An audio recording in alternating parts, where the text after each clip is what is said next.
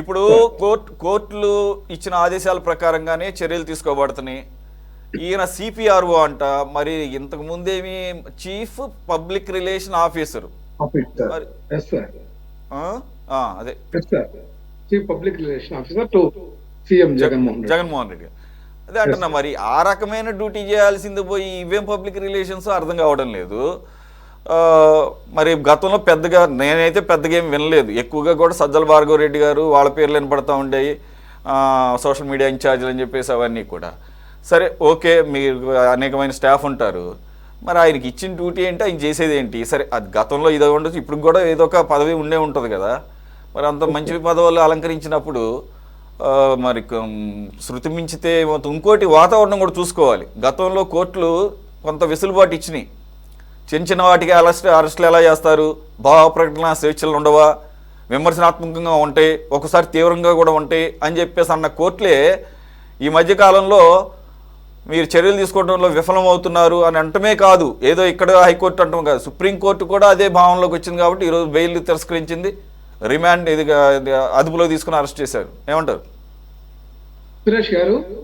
పూడి శ్రీహరి గారు ఏదైతే ఉత్తరాంధ్రకు చెందినటువంటి వ్యక్తి, బీసీ సామాజిక వర్గం, ఆయన జర్నలిస్ట్ గా అట్లాగే సిపిఆర్ఓగా ముఖ్యమంత్రి జగన్మోహన్ రెడ్డి గారు ఉన్నప్పుడు నిర్వహించినటువంటి పాత్ర అయితేనేమి, ఇప్పుడు వైఎస్ఆర్ కాంగ్రెస్ పార్టీ ప్రధాన కార్యదర్శిగా, మీడియా ఇన్ఛార్జిగా ఆయన బాధ్యతలు తీసుకున్న తర్వాత ఈ ప్రభుత్వంలో జరిగేటటువంటి అక్రమాలు, ఈ ప్రభుత్వంలో జరిగేటువంటి అవినీతి, ఈ ప్రభుత్వం చేస్తున్నటువంటి దుర్మార్గాలు, అట్లాగే ఈ ప్రభుత్వంలో జరుగుతున్నటువంటి ఏదైతే అడ్మినిస్ట్రేషన్ ఫెయిల్యూర్స్ ని కళ్ళకు కట్టినట్లుగా శోధించి ఆయన ప్రజా సంకల్పం పేరుతోటి ఒక మ్యాగజైన్ ఇవ్వడం, ఒక బుక్లెట్స్ గా నేను తీసుకొస్తున్నటువంటి ప్రభావశీలరైనటువంటి వ్యక్తిగా ఎదుగుతున్నటువంటి క్రమం అయితేనేమి, ఈ రోజు తెలుగుదేశం పార్టీ లేకపోతే కూటమి సర్కార్ ఆయన మీద కక్ష కట్టడానికి ప్రధాన కారణంగా చెప్తున్నటువంటి అంశం చాలా చిన్నదండి.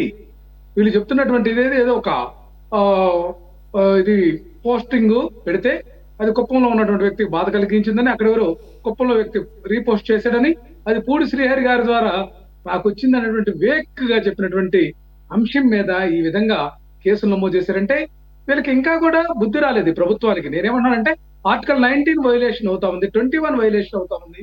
అట్లాగే హైకోర్టు కూడా ఇచ్చినటువంటి ఒక మార్గదర్శకాలు ఏమంటే Avinesh Kumar versus state of Bihar ఎన్నోసార్లు చెప్పుకున్నాం. దాన్ని ఉదహరిస్తూ 7 సంవత్సరాల లోపల శిక్ష పడేటటువంటి కేసుల్లో సిఆర్పిసి 41 నోటీసెస్ ఇష్యూ చేయమన్నారు.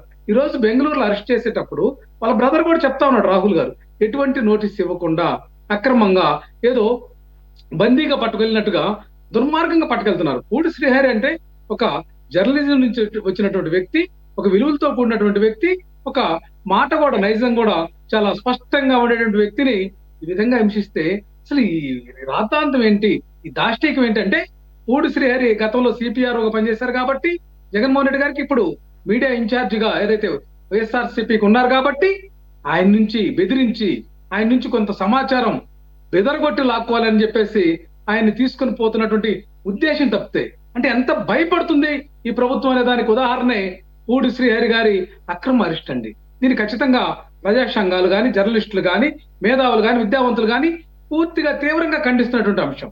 మరొక అంశం ఏంటంటే, పూడి శ్రీహరి గారికి ఏదైనా గనక ఇబ్బంది తలపెడితే ఖచ్చితంగా ఈ ప్రభుత్వం యొక్క చివరి రోజులు, చివరి గడియలు మూడినట్టే అంశాన్ని గుర్తుంచుకోవాలి. ఎందుకంటే ఇక్కడ వ్యక్తి హననం చేస్తున్నారు, వ్యక్తిత్వ హననం చేస్తున్నారు. పూడి శ్రీహరి గారిని కుప్పం తీసుకుపోయేది ఏంటండి? మీకు దమ్ము ధైర్యం ఉంటే కేసులు పెట్టుకోండి, విజయవాడలో పెట్టుకోండి, లేకపోతే ఇంకో చోట పెట్టుకోండి. కుప్పం తీసుకెళ్తున్నారంటేనే దీనికి వాళ్ళకి ఒక ప్రత్యేక అజెండా ఉంది. ఇది ఒక రెడ్ బుక్ రాజ్యాంగం, ఇది ఒక పార్ట్, ఇది మనకు అర్థమవుతా ఉంది. అట్లాగే బాజీ గారు ఇందాక గూగుల్ డేటా సెంటర్ గురించి చెప్పినటువంటి అంశంలో నేను కొన్ని అంశాలను విభేదిస్తున్నాను. ఎందుకంటే కారణం, ఆ రోజు జగన్మోహన్ రెడ్డి గారు ఈ యొక్క గూగుల్ డేటా సెంటర్ కు శంకుస్థాపన చేశారు. అదాని కనెక్ట్ అనేటువంటి పదాన్ని జీవో ఏదైతే చంద్రబాబు నాయుడు గారు 2025 అక్టోబర్ 11 ఇచ్చినటువంటి జీవోలో ఎందుకు పొందుపరచలేదో బాజీ గారు కూడా దీన్ని ఆలోచన చేయాలని చెప్తా ఉన్నా. దీని వెనుక ఒక రాద్ధాంతం ఉంది. వాళ్ళు ఖచ్చితంగా జగన్మోహన్ రెడ్డి గారి పేరు, లేకపోతే ఆయన యొక్క ప్రస్థానం, ఆయన ఈ యొక్క డేటా సెంటర్ కోసం భూమి కేటాయించిన అంశం కానీ వీటన్ని మభ్యపెట్టడానికి ప్రయత్నం చేశారు తప్ప మరొక అంశం కాదనేది ఇది పెద్దలు బాజీ గారికి కూడా విజ్ఞప్తి చేస్తా ఉన్నాం. ఏదేమైనా సరే ఈ ప్రభుత్వం ఖచ్చితంగా మూల్యం చెల్లించుకుంటుంది. భూముల అంశం కూడా వెంకటేశ్వరరావు గారు చెప్పింది కరెక్ట్. ఇక్కడ ఏమంటున్నానంటే మా ఎంపీ గురుమూర్తి గారు కూడా అదే మాట్లాడింది. అనవసరంగా భూముల కేటాయింపులు నిబంధనలకు విరుద్ధంగా అవసరాలకంటే మించి చేసేటటువంటి విధానాన్ని ఆయన ఒక బాధ్యతాయుతమైనటువంటి పౌరుడిగా ప్రశ్నిస్తే దాన్ని మనం ఎట్లా తప్పడతామండి? దానికి ఆన్సర్ చేయాలి ప్రభుత్వం. ఎక్కడ ఆన్సర్ చేయట్లేదు. ఈ రోజు పెట్రోలియం ప్రొడక్ట్స్ ఏదైతే కొరత ఉందో దీని మీద ఎందుకు మాట్లాడలేదు ప్రభుత్వం? ఆన్సర్ చేసే విధానం లేదు. వీళ్ళు అనగదొక్కేటటువంటి విధానం, నియంతృత్వం, నిరంకుశత్వం, అరెస్టులు చేసి భయభ్రాంతులకు గురి చేసి పోలీసు కేసుల ద్వారా పోలీసు యంత్రాంగం ద్వారా ఈ ప్రభుత్వం నడపాలనుకోవటం ఇది దుర్మార్గం. ఇది ప్రజాస్వామ్యానికి వ్యతిరేకం, ప్రజాస్వామ్యానికి విఘాతమని వైఎస్ఆర్ కాంగ్రెస్ పార్టీ చర్యలను తీవ్రంగా ఖండిస్తుందండి. Right sir.